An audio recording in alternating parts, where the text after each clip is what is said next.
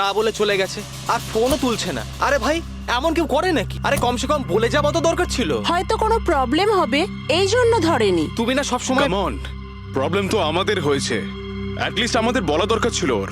আর না তো কি, একদম বাচ্চাদের মতো ব্যবহার, কারো চিন্তাই করে না। সি গাইস লিসেন, প্রথমে ঘরের ভেতর ঢুকে দেখি। এটা তো হতে পারে যে ঘরের ভেতর রয়েছে। চলো চলো।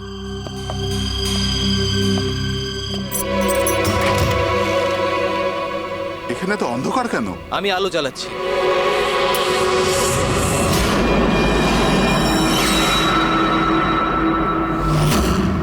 এসব কি? সারিকা, আমার আগে থেকেই মনে হচ্ছিল যে ওই মেয়েটার প্রাণের সংশয় আছে। এই কথাটা আমার হালকাভাবে নেওয়া উচিত হয়নি, ওদের ভরসা করাই উচিত হয়নি। তুমি এত কেন ভয় পাচ্ছ? হয়তো মেয়েটা ঠিকই আছে। তুমি জানো না অভিজিৎ, এই মেয়েটার এমন একটা রোগ আছে যার কারণে যে কোনো সময় ওর জীবন যেতে পারে। কেউ যা খুশি করতে পারে ওর সঙ্গে, কিন্তু ও জানতেই পারবে না। জানতে পারবে না? স্যার, ওকে ঘুমাতে আছে? না, কমায় না, একটা অদ্ভুত রোগ। আমিও এই রোগের ব্যাপারে আগে কখনো শুনিনি। একটা অসুস্থ মেয়েকে তার পরিবারের লোক মারতে কেন চাইবে? যতটা আমি ওদেরকে চিনেছি, আমার মনে হচ্ছে যে ওদের ভাবসাব খুব একটা সুবিধার নয়। সারিকার সঙ্গে আমার কয়েকদিন আগেই দেখা হয়। একদিন আমি অফিস থেকে যখন বাড়ি যাচ্ছিলাম,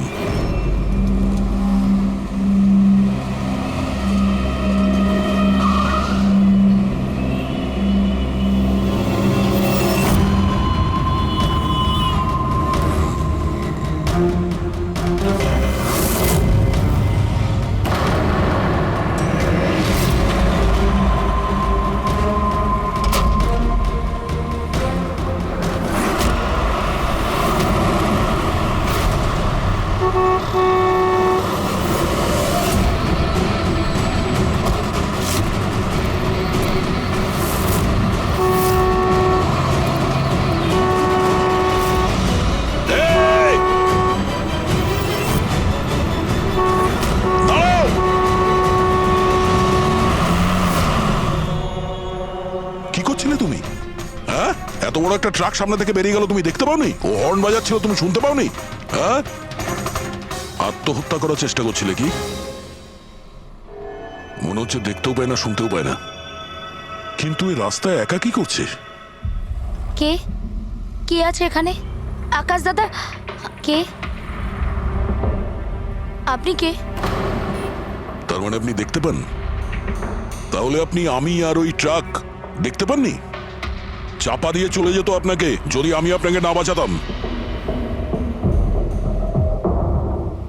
সরি, আমি সত্যি দেখতে পাইনি।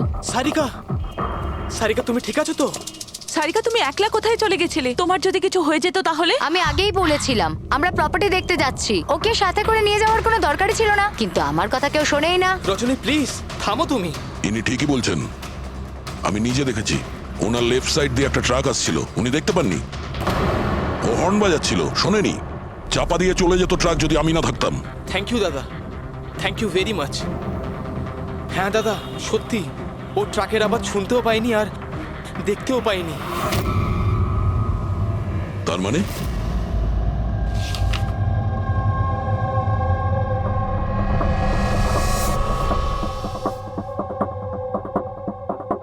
এইসব আপনি, মানে আপনার শুধু জিনিস আর সবার এই এই ডান দিকটা নজরে আসে না, শুধু বাঁ দিকটা নজরে আসে? হ্যাঁ স্যার। তার মানে এই মুহূর্তে আমি আপনার সামনে আছি, আপনি আমার অর্ধেকটা দেখতে পাচ্ছেন, আমার এই ডান দিকটা আপনি দেখতে পাচ্ছেন না? না স্যার, দেখতে পাই না। আমার যত কাছে কেউ থাকুক না কেন, যদি সে আমার বাঁ দিকে দাঁড়িয়ে থাকে তাহলে না আমি তাকে শুনতে পাই আর না দেখতে পাই স্যার। আমার এই সমস্যাটা রয়েছে স্যার, হেমি স্পেশাল নেগলেক্ট। এই রোগের কারণের জন্য স্যার আমার মাথা লেফট সাইড রেজিস্টার করতে পারে না স্যার, শুধুমাত্র ডান দিকটাই বুঝতে পারি আমি স্যার। সেই জন্য আপনি এইসব পেন্টিংস, এই লোকজন, সবার ডান দিকটাই দেখতে পাই আমি স্যার। তাহলে এই এই অসুখের কোনো ট্রিটমেন্ট নিশ্চয়ই আছে।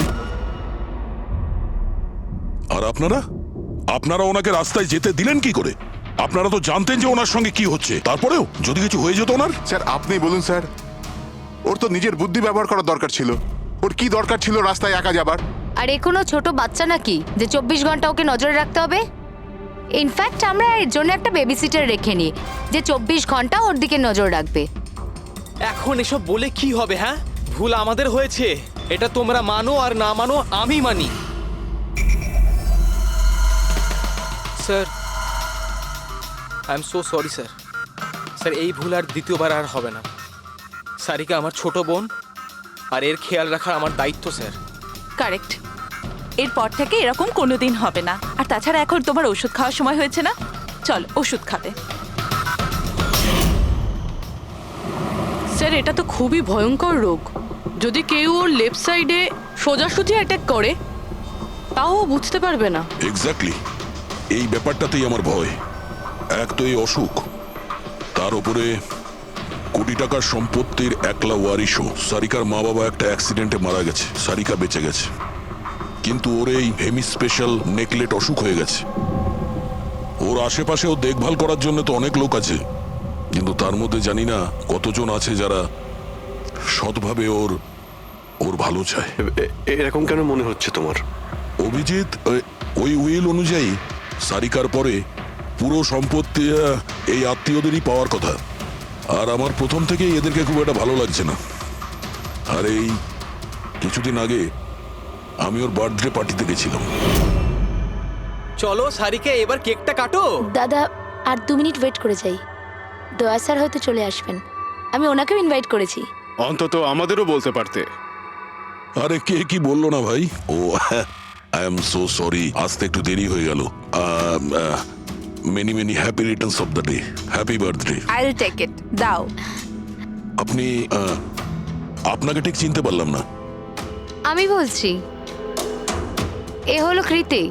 সারিকার মতো পেশেন্টদেরকে হ্যান্ডেল করার জন্য ইনি ট্রেনিং নিয়েছেন, আর আমি ইনাকে 24 ঘন্টা সারিকার সাথে থাকার জন্য অ্যাপয়েন্ট করেছি।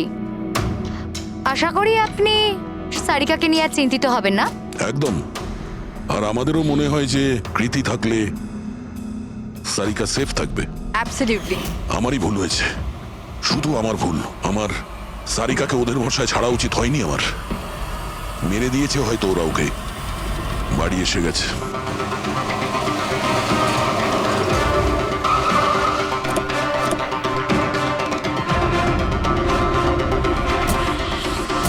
কোথায় ও? হ্যাঁ, কি করেছো তোমরা ওর সাথে? স্যার আমরা তো জানি না কি হয়েছে, আমরা তো কিছুই করিনি স্যার। এক মিনিট, কি হয়েছে কি এখানে? স্যার, ড্রয়িং রুমের অবস্থা দেখে আমরা এতটাই ভয় পেয়ে গেছি যে আমরা ভিতরে যাইনি। আগে এটা বলো, সারিকা কোথায়? স্যার, আমরা কিচ্ছু জানি না, আমরা কিচ্ছু দেখিনি স্যার। আমরা এইসব দেখে ঘাবড়ে গিয়েছিলাম আর সোজা আপনাকে ফোন করেছিলাম। ঠিক আছে, আমরা দেখে নিচ্ছি। পঙ্কজ, এদের সবার স্টেটমেন্ট রেকর্ড করো, আর কাউকে ভিতরে আসতে দেবে না।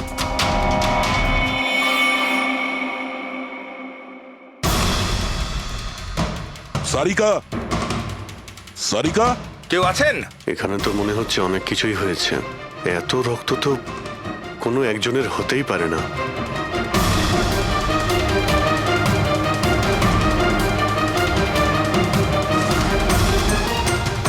স্যার, হ্যাঁ, স্যার এই দেখুন, কেউ লুটপাট করার জন্য ঢুকেছিল, কিন্তু টাকা নিয়ে বেরোতে পারেনি। যেই ওকে বাধা দেওয়ার চেষ্টা করেছিল তার উপরেই আক্রমণ করে। স্যার, লাশ। সারিকা?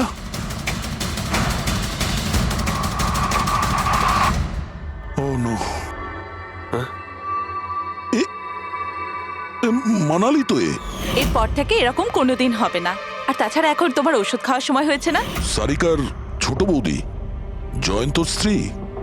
তাহলে ও কোথায় আছে?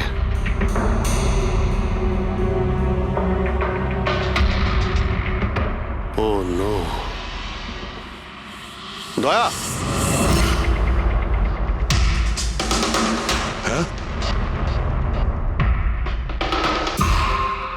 এ হলো কৃতি। সারিকার মতো পেশেন্টদেরকে হ্যান্ডেল করার জন্য ইনি ট্রেনিং নিয়েছেন। এটা তো কৃতি। তুমি চেনো? হ্যাঁ, কৃতি স্যার, পালস চলছে, এখনো বেঁচে আছে। এ সারিকার রুমের বাইরে। সারিকা, সারিকা, ফ্রেডি, এক্ষুনি অ্যাম্বুলেন্সের ব্যবস্থা করো, একে হসপিটালে পাঠাতে হবে। সারিকা, সারিকা,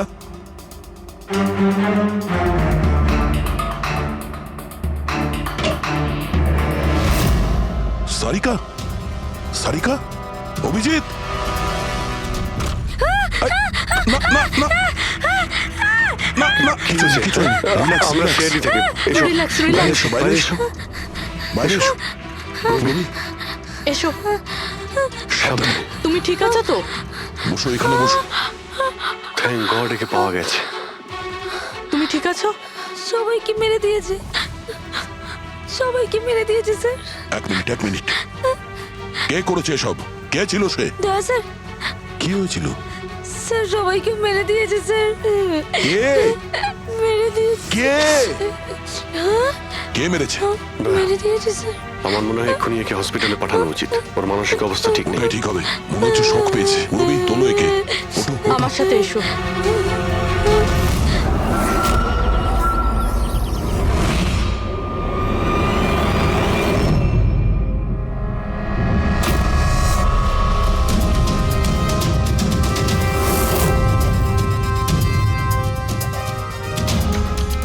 স্যার আপনি আমাকে ঘরে কেন যেতে দিচ্ছেন না? আমার বউ খুন হয়েছে। স্যার প্লিজ, স্যার প্লিজ, আমি একবার দেখতে চাই, শুধু একবার। মিস্টার জয়ন্ত, আপনার স্ত্রীর খুন হওয়ার জন্য আমরা খুব দুঃখিত, কিন্তু আমরা আপনাদেরকে ভেতরে যেতে দিতে পারি না। 3 জনের উপর হামলা হয়েছে, একজন মারা গেছে, একজন আহত, আর একজন শক পেয়েছে। আর আপনারা বলছেন যে আপনারা কিছুই জানেন না। হ্যাঁ, সত্যি আমরা কিচ্ছু জানি না স্যার। ইনফ্যাক্ট আমরা এখানে কেউ ছিলামই না স্যার। আমরা সবাই নিউ বোম্বেতে ছিলাম একটা পার্টিতে। কোন পার্টি? স্যার একটা ফ্রেন্ডের রিসেপশনের পার্টি। তো আপনারা সবাই ওখানে গিয়েছিলেন তো? মানালি। ও বাড়িতে কেন ছিল? স্যার মানালি আমাদের সঙ্গে গিয়েছিল, বাড়িতে শুধু সারিকা আর কৃতি ছিল, কারণ স্যার সারিকার শরীর খারাপ ছিল। কিন্তু স্যার এই পার্টি থেকে হঠাৎ মানালি কি করে হারিয়ে গেল আমরা কিচ্ছু জানি না স্যার। স্যার, হ্যাঁ পূরবী, স্যার এই দেখুন, এর নখে এবং এর বডিতে অনেক গুঁড়ো চুল পাওয়া গেছে। স্যার এই কাঁচের টুকরোগুলো দেখুন, বেশ মোটা, মনে হচ্ছে কারো চশমার কাজ।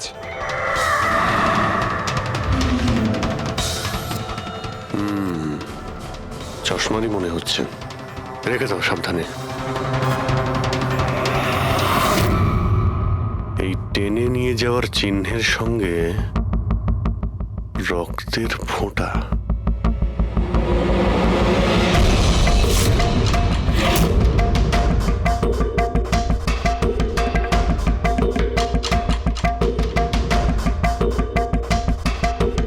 এখানে এতটা রক্ত, মানে এখানে এসে দাঁড়ায় আর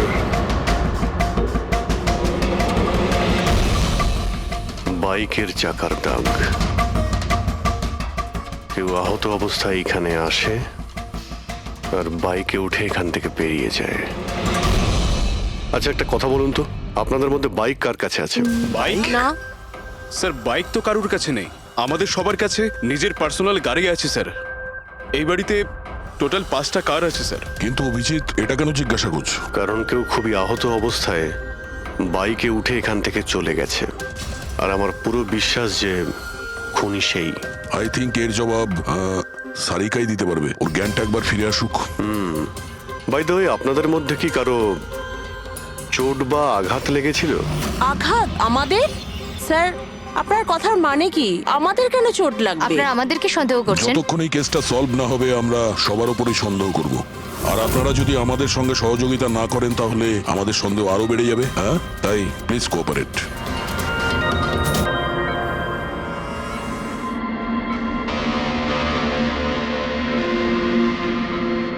সারিকা,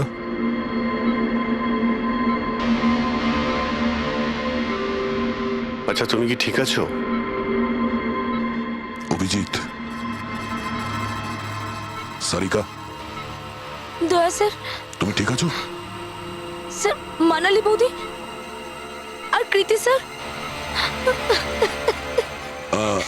কৃতি ঠিক আছে, কিন্তু মানালি মারা গেছে। সামলে কৃতি।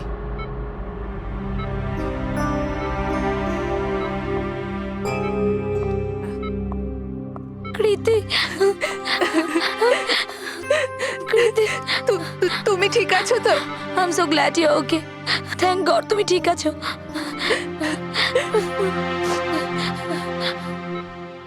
আচ্ছা, কাল এক্স্যাক্টলি কি হয়েছিল তুমি বলতে পারবে?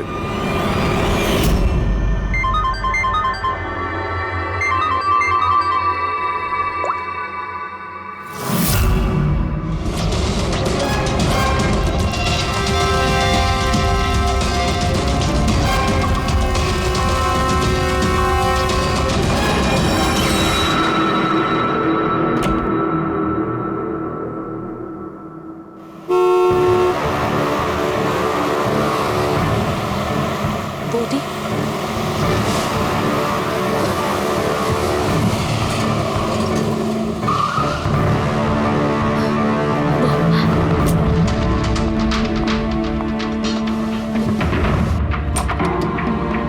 সারিকা,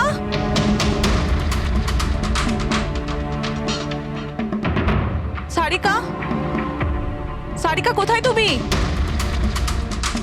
বৌদি, সারিকা, সারিকা,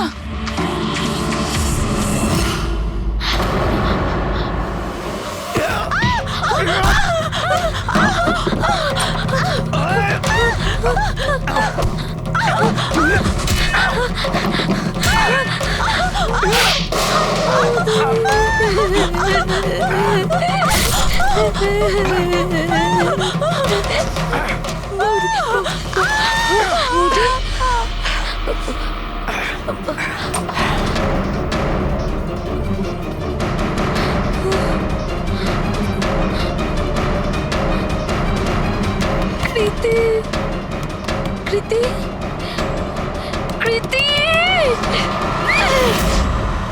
তো তুমি ওনার দরজাতে ধাক্কা দিয়েছিলে। তো কৃতি, আপনি কি দেখেছিলেন? আপনার উপরে আক্রমণ কি করে হলো?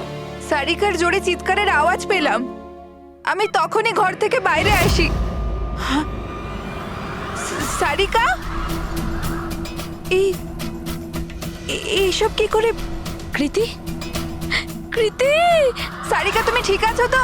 কৃতি, আমি আমার রুমে। কৃতি, আমি এখানে। Okay okay okay Sarika, you don't worry, I am coming. Kriti সাবধানে, খুনি এখনো বাড়িতেই আছে। খুনি? সারিকা, তুমি ওকে দেখেছো যে কৃতির ওপর হামলা করেছে? হ্যাঁ স্যার, আমি দেখেছিলাম। সারিকা, সারিকা, কৃতি, কৃতি, সারিকা, সেই মুহূর্তে তুমি যা যা দেখেছো সেটা তুমি একটা পেপারের ওপর আঁকতে পারবে? হ্যাঁ স্যার, যখন আমি ওনাকে মানালি বৌদির পেছনে দেখেছিলাম তখন খুব ভয় পেয়ে গেছিলাম। আমি শুধু ওই মুখটার একটা ঝলক দেখতে পেয়েছিলাম স্যার। যখন আমি আবার দেখি তো তখন আমি শুধু হাতটুকু দেখতে পাই। কৃতি আমার দিকে আসছিল আর তারপর পিছন থেকে হাত এলো, ওই হাতটা ওর ওপর হামলা করলো। লোকটা রেনকোট পরেছিল আর গ্লাভস আর একটা বড় চকমকি ঘড়ি, এই যে একেবারে সেরকমই হুবহু যেমনটা আমি দেখতে পেয়েছিলাম।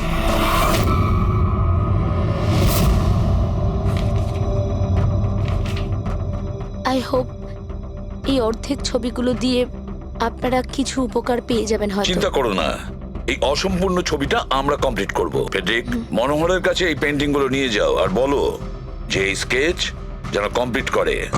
Sarika, thank you so much. আপনি যেতে পারেন, টায়ার্ড হয়ে গেছেন হয়তো। চলো সারিকা।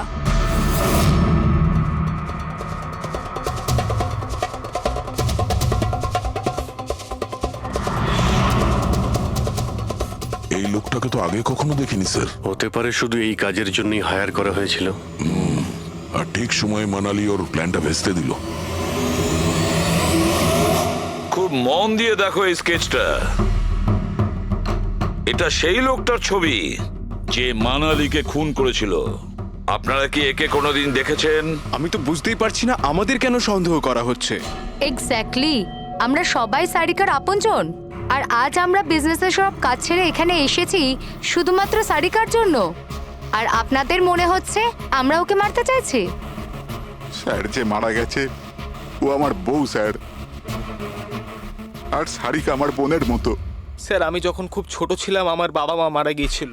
সারিকার বাবা মাই আমাকে আদর যত্ন করে বড় করে তুলেছে। আমি আজ যা কিছু হয়েছি ওনাদের দুজনের জন্যই হয়েছি। আর স্যার আমি সারিকাকে আমার নিজের প্রাণের চেয়েও বেশি ভালোবাসি। এক্স্যাক্টলি, এক তো আমরা ওর জন্য নার্স রাখলাম, আর আপনারা সবাই আমাদেরকেই সন্দেহ করছেন। হ্যাঁ, সন্দেহ করছি তোমাদের সবাইকে। আমি নিজের চোখে দেখেছি কতটা ভালোবাসো তোমরা ওকে। আপনারা সবাই ভালোভাবেই জানেন যদি ওই বেচারির কিছু হয় তাহলে ওর কয়েকশো কোটি টাকার সম্পত্তির তোমাদের সবার মধ্যে ভাগ হবে।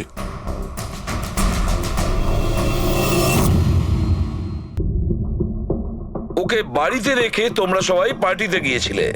ওখানে মালিনী কোনো কথা শুনেছিল যে কোনো খুনি ওকে মারতে চলেছে। মালিনী কাউকে কিছু না বলেই নিজে ওকে সাবধান করে আর চলে যায় সেখানে যেখানে খুনি মানালিকে মেরে ফেলে। আর যদিও পার্টিতে এই কথাটা শুনে থাকে তাহলে আপনাদের মধ্যে কেউ হবে? কেউ না? ঠিক আছে, তোমরা এখন যেতে পারো, কিন্তু একটা কথা ভালো করে মনে রাখবে, আমাদের কড়া নজর থাকবে তোমাদের উপরে। অভিজিৎ, দয়া ও বলছিল মানালি ওকে ফোন করেছিল যে মানালি পুলিশ নিয়ে ওর বাড়িতে পৌঁছচ্ছে। এক্স্যাক্টলি স্যার, কিন্তু ও না আমাদের সঙ্গে কন্ট্যাক্ট করেছে না পুলিশের সঙ্গে। হতে পারে কেউ ওর পিছু নিয়েছিল, তাই হয়তো ভয় পেয়ে গিয়েছিল। একটা কাজ করি আমরা, পঙ্কজ পুরবী, ওই পার্টিতে যে কয়জন লোক এসেছিল ওদের প্রত্যেকের নাম আর ফোন নাম্বার বের করো, আর খোঁজ নাও ওই রাতে মানালির বাড়ির আশেপাশে ওদের মধ্যে কার ফোন অ্যাক্টিভ ছিল।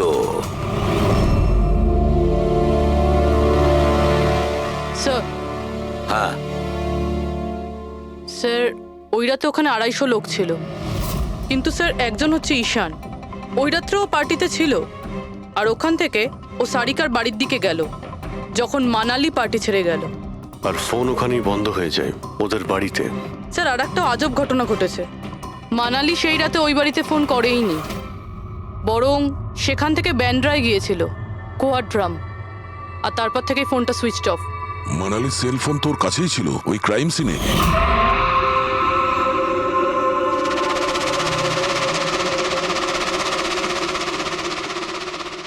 Switch off?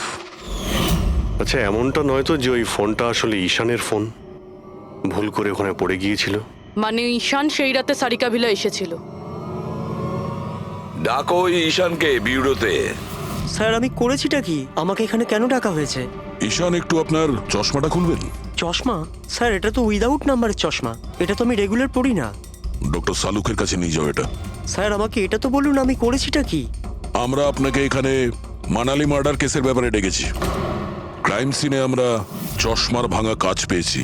আপনার চশমাটাকে ওই কাচের সঙ্গে ম্যাচ করিয়ে দেখব। কিন্তু স্যার আমি তো ওই জায়গায় যাইনি। যদি তুমি নাই গিয়ে থাকো তাহলে তোমার ফোন ওখানে ওই ভিলাতে কি করছিল? আর মানালির ফোন তোমার বাড়িতে মানরাতে কিভাবে পৌঁছলো? ওই স্যার পার্টিতে আমাদের ফোন এক্সচেঞ্জ হয়ে গেছিল, কারণ আমাদের ফোন দুটো এক। কি হলো মানালি ম্যাডাম, আপনাকে চিন্তিত মনে হচ্ছে? চিন্তিত আমি?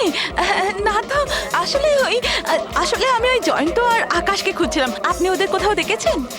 হ্যাঁ, ওরা দুজন ভেতরেই হবে। আসলে কি হয়েছে, এত চেঁচামেচি আর এই ডিস্কোতে আমি কিছু বুঝেই উঠতে পারছি না। আপনি প্লিজ আমাকে একটু হেল্প করে দেবেন ওদের খুঁজে পেতে? আমি ওদের ভেতর থেকে আপনার কাছে পাঠাচ্ছি।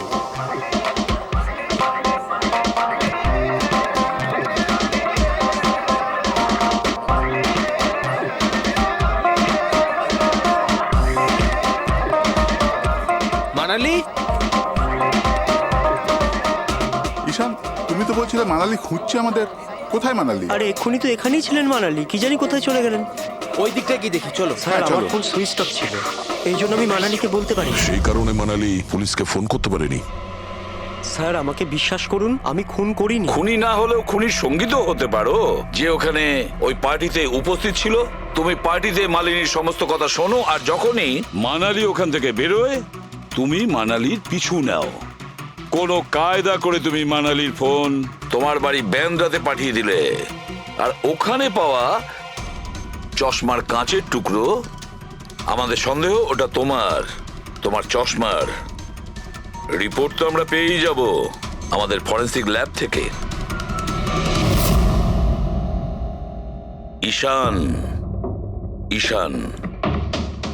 শুধু ঈশানের কাছে কোনো কারণ নেই, কিন্তু সবার কাছেই কোনো না কোনো কারণ আছে সারিকাকে মারার জন্য। দিয়া আর অভয়, এদের দুজনের তো টাকার খুব প্রয়োজন ছিল, হতে পারে এরা দুজন করেছে। আর এদের প্রত্যেকের কাছে একটাই অজুহাত আছে যে ওরা রিসেপশনের পার্টিতে ছিল। স্যার এরা সবাই ওই রিসেপশন পার্টিতে প্রেজেন্ট ছিল, কিন্তু কোনো একজন খুনিকে ফোন করে সারিকা ভিলায় যেতে বলেছিল লেফট দিয়ে, যাতে সারিকা কিছু বুঝতে না পারে। তারপর সারিকাকে মারবে, কৃতিকে মারবে, আর সবাই ভাববে দেখে যেন মনে হয় চুরি করার উদ্দেশ্যে খুনটা হয়েছে। আর এই সব কিছুই মালিনী শুনে ফেলে। তারপর ননদকে বাঁচানোর জন্য ও বাড়ি ফিরে আসে, কিন্তু ও সেখানে খুন হয়। কিন্তু মারা যাওয়ার আগে ও খুনিকে আহত করেছিল। খুনি যাওয়ার সময় কৃতির উপরে হামলা করে, লুটের মাল আর ননদকে ফেলে তারপরে সে বাইকে করে পালিয়ে যায়। শুধু একবার এই খুনির ব্যাপারে কিছু যদি জানতে পারি না, কিছু, তাহলে ধরে নাও মাস্টার মাইন্ড আমাদের হাতে। স্যার খুনির বাইকের টায়ারের চিহ্ন, আশেপাশে পড়ে থাকা রক্তের ফোঁটা সব চেক করেছি, কিন্তু কিচ্ছু জানতে পারিনি। স্যার মনে হয় যে খুনির কোনো পাস্ট রেকর্ড নেই। এর মানে হলো খুনি কোনো পেশাদার অপরাধী নয়। স্যার মানালির জামা কাপড় থেকে আর নখ থেকে যে চুলগুলো পাওয়া গেছে, সালুমকে স্যার সেটা টেস্ট করছে, হয়তো কিছু পাওয়া যাবে।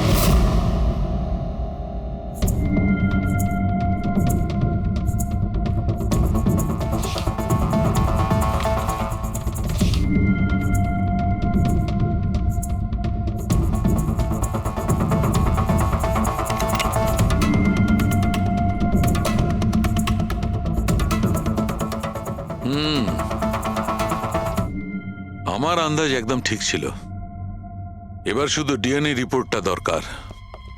হ্যাঁ সালুকে বস, হ্যাঁ একটা কথা ঠিক যে ঈশান খুনি নয়, কারণ ক্রাইম স্পট থেকে এই যে চশমার লেন্সের ভাঙা টুকরো পাওয়া গেছে, এইগুলো ঈশানের চশমার সঙ্গে ম্যাচ করছে না।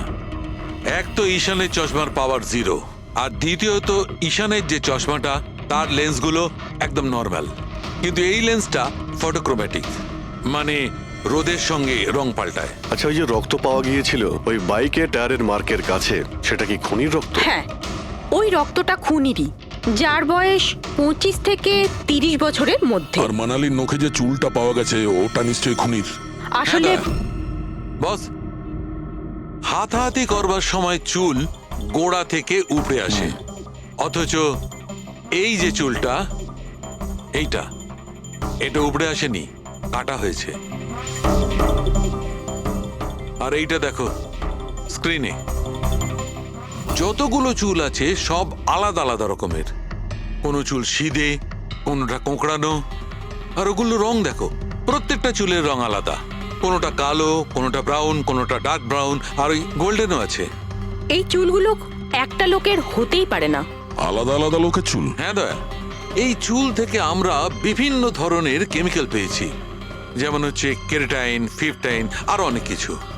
আমার মনে হচ্ছে না যে এই চুলগুলো কোনো একজন লোকের মাথার চুল। Hello, oh good, very good, thank you very much, good news, bye. DNA টেস্টের রিপোর্ট, এই রিপোর্ট এই বিষয়টা কনফার্ম করছে যে এই যে চুলগুলো সেগুলো কোনো একজন ব্যক্তির চুল নয়। যে লোকটার ড্রেসের ওপর আলাদা আলাদা চুল আছে, আলাদা আলাদা লোকের কাটা চুল, সেই লোক কোনো বড় সেলুনে কাজ করে, হেয়ার স্টাইলিস্টের।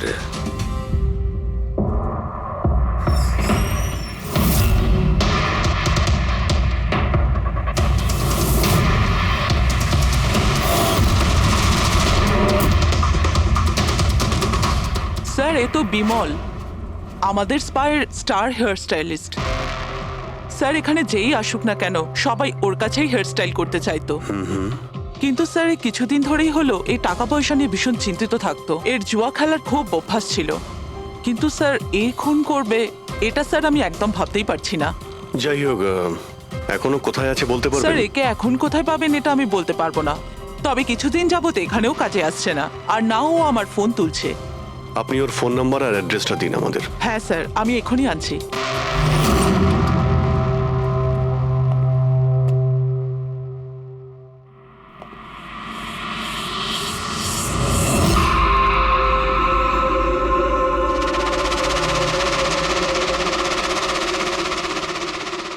ও নো, এ তো গেছে। বিষ খেয়েছে। এখানে আঘাত লেগেছে আর এই কাঁধেও নখের চিহ্ন। মানে এই হলো সেই যে মানালিকে খুন করেছে। দেখো কিছু পাওয়া যায় কিনা।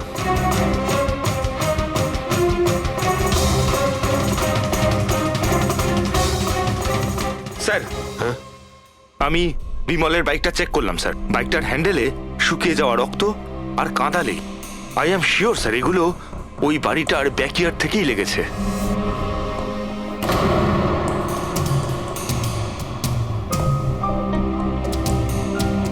স্যার, স্যার এই ভেঙে যাওয়া চশমা আর এই রেনকোট পেয়েছি। রেনকোটে রক্ত লেগে আছে।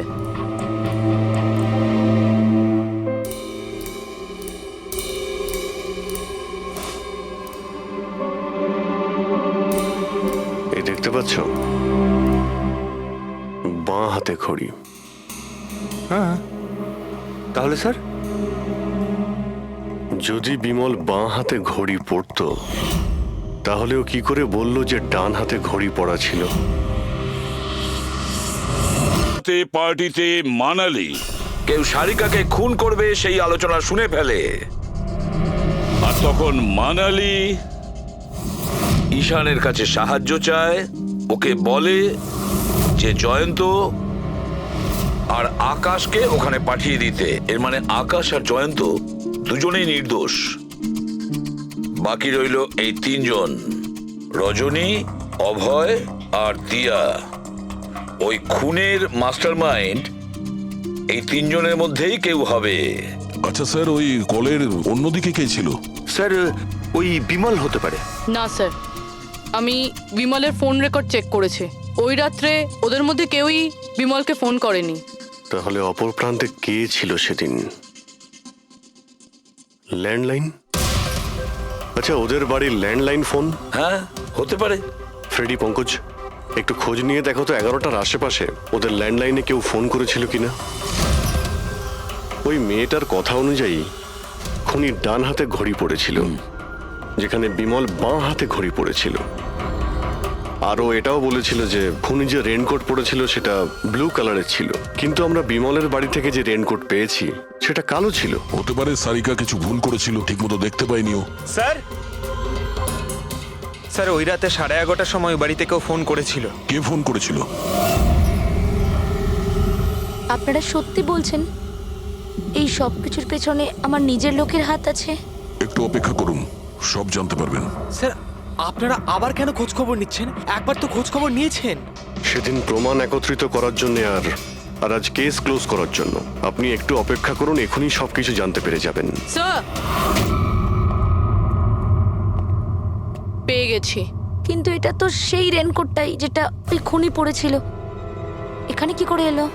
বলছি, তুমি বলেছিলে যে মানালি তোমাকে দৌড়ে এইখানে বাঁচাতে এসেছিল, কারণ ও ওখানে পার্টিতে শুনেছিল যে কেউ তোমাকে খুন করতে চায়। কিন্তু সে খুনি ছিল না, সেই ছিল যে এই পুরো প্ল্যানটা করেছিল। আর যার সঙ্গে ওর ফোনে কথা হয় সেও কিন্তু খুনি নয়, অন্য কেউ ছিল। সেই সময় এই বাড়িতেই সে তোমার সঙ্গে উপস্থিত ছিল। বাড়িতে? ওই সময় আমার সাথে কৃতি, কারেক্ট? এটা পুরো প্ল্যান ছিল।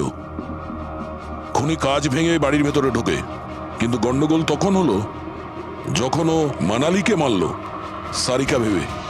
মানালি তো মারা গেল, কিন্তু মরার আগে ও খুনিকে এতটাই আহত করে দিয়েছিল যে খুনি এখানে সারিকাকে মারার জন্য দাঁড়ায়নি, পালিয়ে গেছে। স্যার স্যার এক মিনিট, যদি খুনি পালিয়ে গেল তাহলে কৃতিকে কে মারলো? কারণ সারিকা নিজের চোখে কৃতির ওপর হামলা হতে দেখেছে। হ্যাঁ আমি দেখেছিলাম, ওই হাতটা এলো আর ও কৃতির ওপর হামলা করেছিল। হামলা তো হয়েছে, কিন্তু করলোটা কে?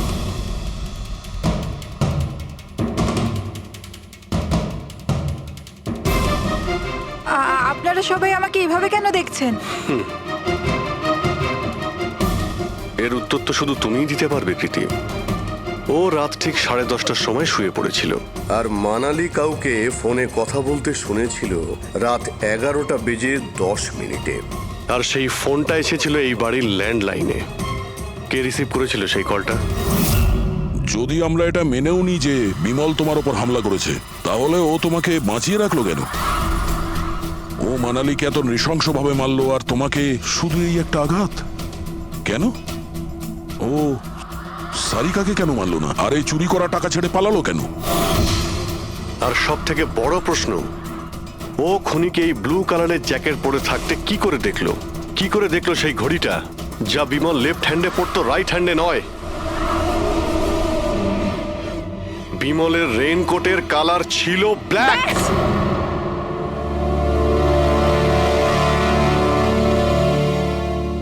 ঠিক চিনেছেন আপনারা। ওই হামলা আমি নিজেই করেছিলাম।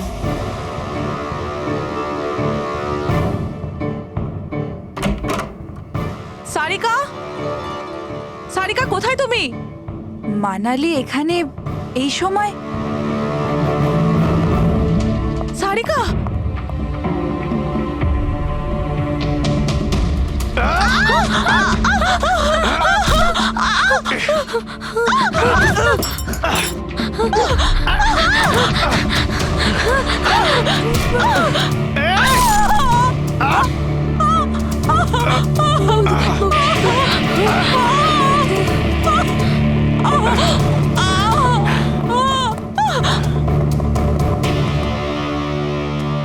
কৃতি,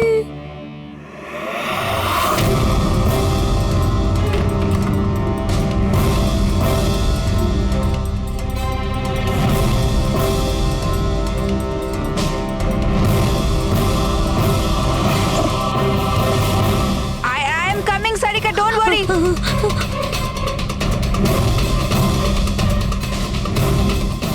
কৃতি, কারণ আমি চাইনি কেউ আমার উপর সন্দেহ করুক। আর তুমি যখন এত কিছু বলেই দিলে, তখন ওই মাস্টার মাইন্ডের নামটাও বলে দাও। হ্যাঁ, আর তুমি যদি বলো ওর নামটা আমি বলে দিই, যে মানালিকে মেরেছে আর সারিকাকে মারতে পারতো। কি রজনী দেবী, আপনি জানেন আমরা কার কথা বলছি? রজনী তুমি?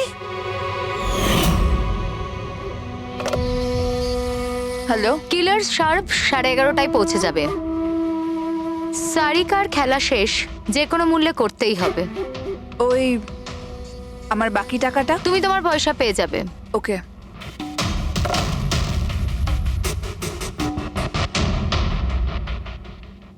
রজনী, তোমার জন্য আমি আমার বউকে। আমার পয়সার দরকার ছিল। সারিকার বেবি সিটিং করতে করতে আমি হাঁপিয়ে উঠেছিলাম। আর এইসব তোমার জন্য হয়েছে আকাশ। তোমার জন্য আমরা সবাই সারিকার আয়া হয়েছিলাম। আমাকে আমার জীবন যাপন করতে হতো আগের মতো। এই জন্য আমি প্ল্যান করেছিলাম আর কৃতিকে বাড়িতে নিয়ে এসেছিলাম। পার্টিতে যাওয়াও আগে থেকেই ঠিক ছিল, যাতে আমি সময় পাই প্ল্যান করার। সব ঠিক চলছিল, শুধু বিমলের ব্যাপারে একটু ভুল হয়ে গেল। না হলে এত কিছু হয়ে যাওয়ার পরেও দেখছি তোমার কোনো অনুতাপ নেই, বরং নিজের প্ল্যান নিয়ে গর্ব করছো। তুমি অনেক সময় পাবে নিজের প্ল্যানের ভুল ত্রুটি ধরার, কারণ তোমার এই বাকি জীবন এবার তোমাকে জেলের মধ্যে বসেই কাটাতে হবে।